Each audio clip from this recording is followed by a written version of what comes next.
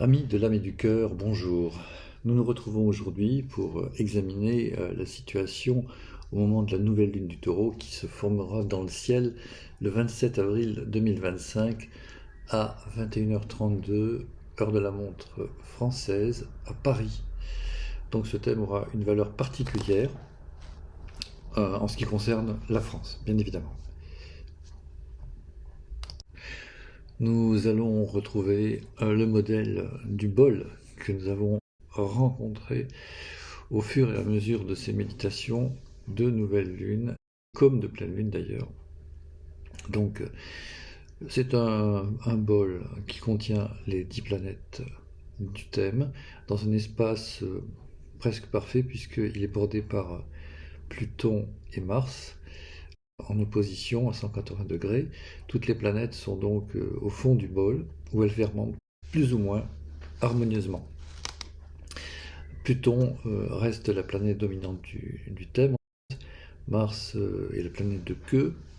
Donc Pluton représente en fait la direction du devenir dans le Verseau, la direction évolutive, et Mars la direction du passé, ce qu'il faut dépasser, le passé qu'il faut dépasser.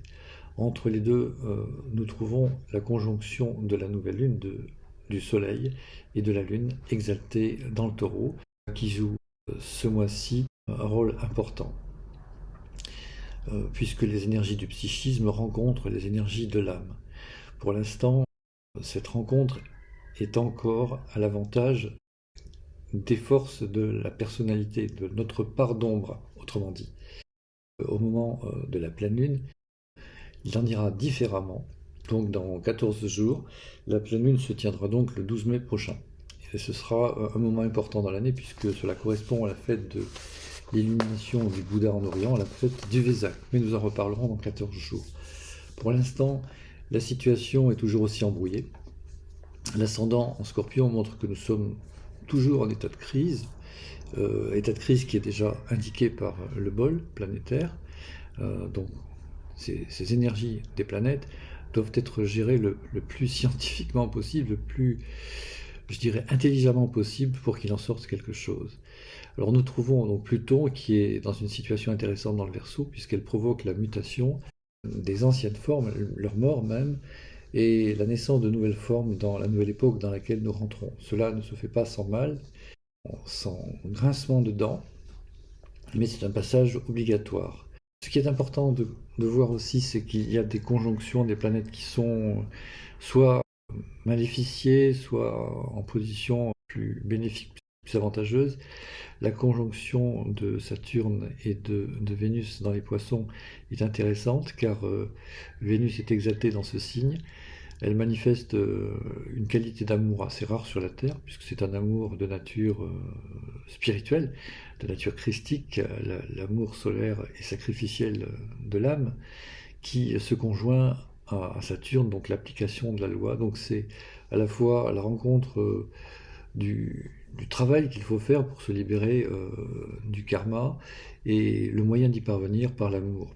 Donc d'un côté nous avons avec Saturne la loi, les 10 commandements, et avec Vénus le commandement qui résume les 10 autres, le commandement d'amour qui a été donné par Jésus.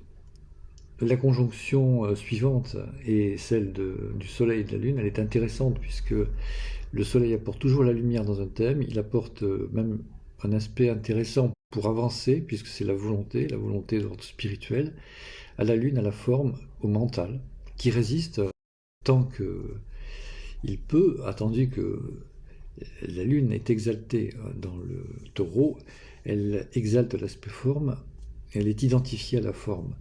Cet attachement à la forme est quand même contrecarré, remise en question par deux carrés.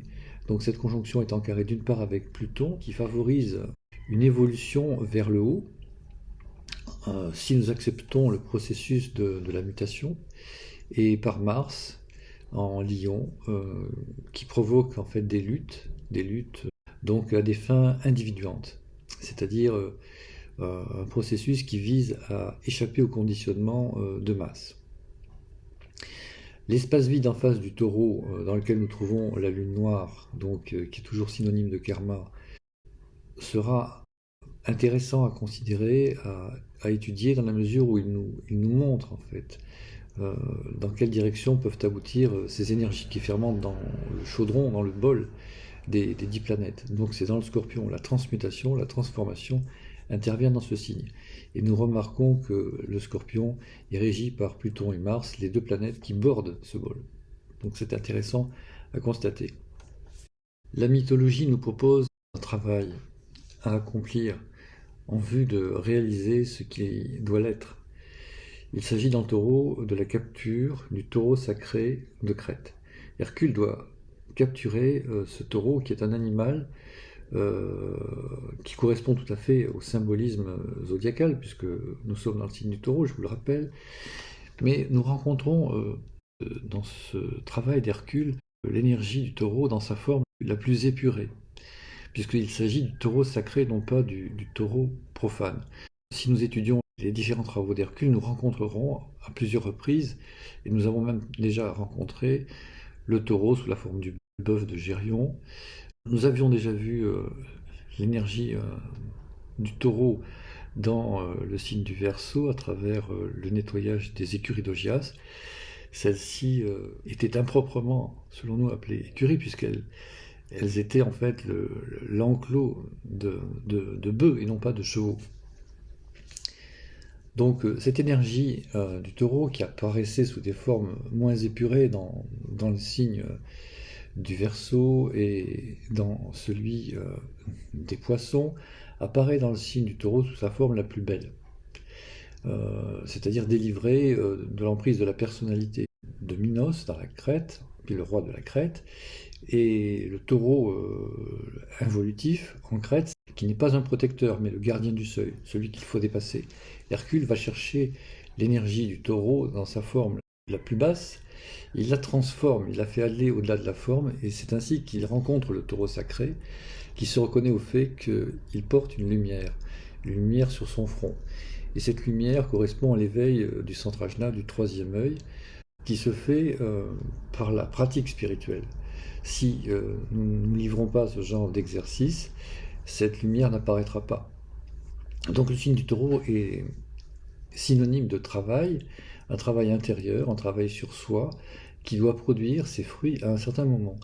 Et ce moment est indiqué par le point médian entre le taureau et le scorpion que nous rencontrons dans le lion. Et ce point médian correspond à celui de la seconde naissance, à celui de la libération de l'âme qui est enfermée dans la forme. Et Mars joue ici positivement dans ce sens.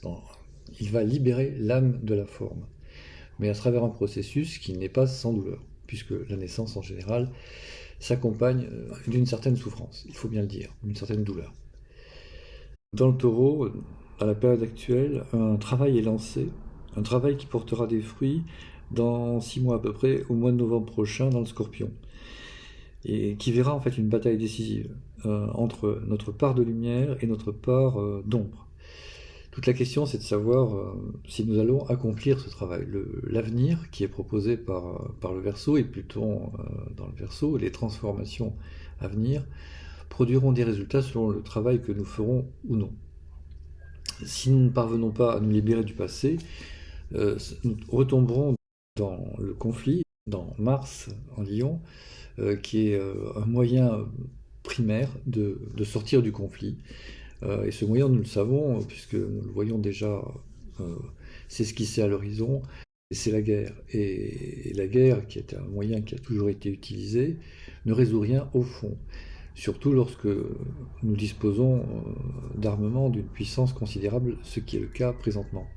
Pluton nous propose un autre chemin, un chemin qui passe par les profondeurs, par l'intérieur, celui de l'individuation, de la libération de la conscience de masse, qui est entretenue par les masses médias, ainsi que leur nom l'indique. Nous n'allons pas de la conscience de masse à la conscience du Verseau, la conscience de groupe, la conscience avec un grand C, comme ça. Il faut passer par une étape intermédiaire qui est représentée par l'individuation, par le fait que l'âme individuelle naît en l'être humain, et que cet âme produit une certaine illumination, pour ne pas dire une illumination certaine, dans son mental, dans son intellect. De cette manière, l'intuition peut remplacer la domination tyrannique de l'intellect. Et c'est dans cette direction que nous devons tous et toutes travailler. Nous nous retrouverons donc dans une quinzaine de jours pour faire le point par rapport à cette situation dans le Taureau, au moment de la pleine lune qui verra l'opposition du Soleil et de la Lune. Dans l'intervalle, comme toujours, il faut prier, méditer et travailler. À très bientôt.